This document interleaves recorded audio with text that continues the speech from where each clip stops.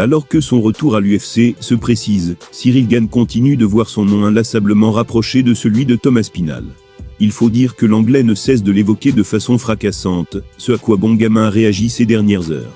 À une moindre échelle que celle de Conor McGregor, son absence commençait malgré tout à faire perdre leur patience à ses fans. Mais après pratiquement un an d'inactivité à l'UFC, Cyril Gane devrait bien y effectuer son grand retour avant la fin de l'année 2024. Non pas à Paris, mais à Abu Dhabi dans une affiche qui s'annonce palpitante. Et ce potentiellement avant de le voir défier son plus gros rival chez les poids lourds. Cela fait maintenant de longs mois que le bif entre Gane et Aspinall se poursuit, sans que les deux hommes aient pu régler leur compte dans la cage. Un paradoxe que le champion britannique a mis à plusieurs reprises sur le dos du Français, qui l'esquiverait selon lui. Ce dernier lui a donc répondu une bonne fois pour toutes via son émission Twitch, dans des propos rapportés par La Sueur. Il a déclaré « Je veux pas mal parler même, s'il lui aime bien mal parler. Il n'accepte mes combats que quand je ne peux pas. Il aime bien dire que je refuse de l'affronter, mais la vérité, c'est que je l'ai déjà call-out sur les réseaux. Maintenant qu'il est au-dessus, il se permet de dire non. Il n'y a pas de souci, on se croisera. » Pour Bongamin, Aspinall maquillerait donc habilement la vérité en sa faveur. Ainsi, avant de s'emparer du titre intérimaire de la catégorie, et de reprocher à Gane ses soi-disant refus, le colosse anglais aurait lui aussi ignoré ce genre de provocation. Dans le même temps, il ne réclamerait ce choc que lorsque l'emploi du temps de Cyril ne lui permet pas d'accepter. Autant d'allégations qui ont jusqu'ici tendance à diviser les internautes vis-à-vis de leurs réactions. Voilà certaines réactions, ce n'était pas dur de parler, voilà ce qu'il fallait faire Cyril. Il fallait répondre depuis, allons démonter l'immonde Aspinall. Tu dis que maintenant, qu'il est au-dessus, il se permet de dire non, mais gros tu as fait littéralement la même chose. En plus de reprocher à Thomas Spinal sa manière de s'exprimer à son sujet, Cyril Gane l'accuse de réécrire leur rivalité afin de le discréditer. Une sortie sur laquelle le Britannique tombera à coup sûr, et à laquelle il ne devrait pas se priver de répondre.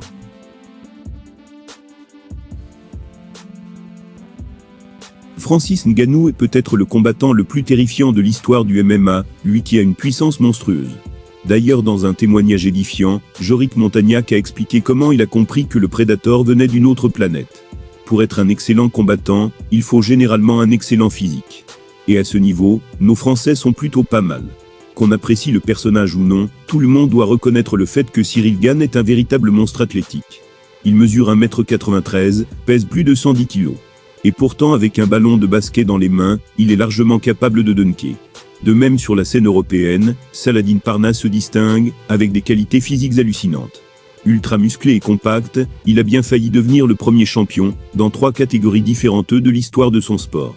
Enfin, s'il n'est pas le plus connu, Yorick Montagnac est également, ce qu'on appelle un beau bébé. Avec son 1,88 m, et ses plus de 100 kg au quotidien, le poids lourd léger impressionne. Parce qu'il est rare de tomber sur des combattants avec sa carrure, il a déjà eu la chance de s'entraîner avec Francis Ngannou. Combattant qui est peut-être l'homme le plus terrifiant de la planète MMA. De passage sur la chaîne YouTube Gong, celui qui évolue actuellement à l'Octagone est revenu sur cette séance si difficile pour lui. Il a rapidement compris la différence de puissance qui les séparait.